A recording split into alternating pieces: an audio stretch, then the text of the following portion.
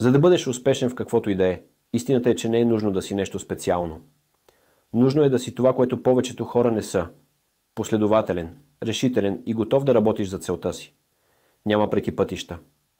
Ако се огледаш около себе си, ще видиш, че тези, които наистина постигат успех, са хората, които са готови да вложат постоянство и усилие всеки ден, без значение от обстоятелствата.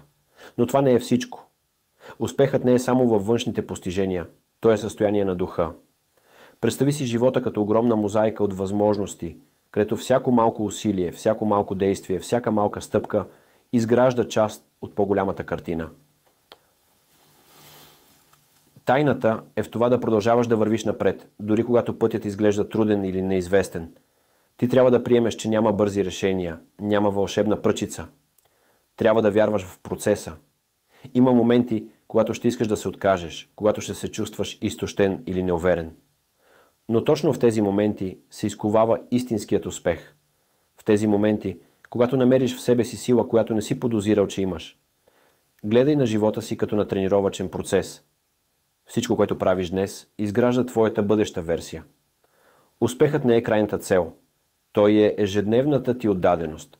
Той е готовността ти да приемаш предизвикателствата и да се учиш от тях.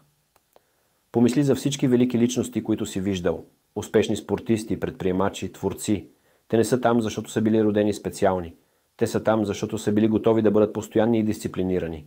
Те са там, защото са били решени да не се предават, независимо от трудностите. Всички тези качества – последователност, решителност, дисциплина – не са вродени. Те се изграждат.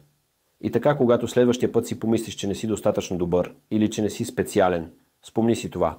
Не трябва да бъдеш специален. Просто трябва да бъдеш постоянен. Трябва да продължаваш да работиш дори когато нещата стават трудни. И когато правиш това, успеха неизбежно ще те последва. Последвай нагоре и напред, за да получаваш още от същото съдържание всеки ден.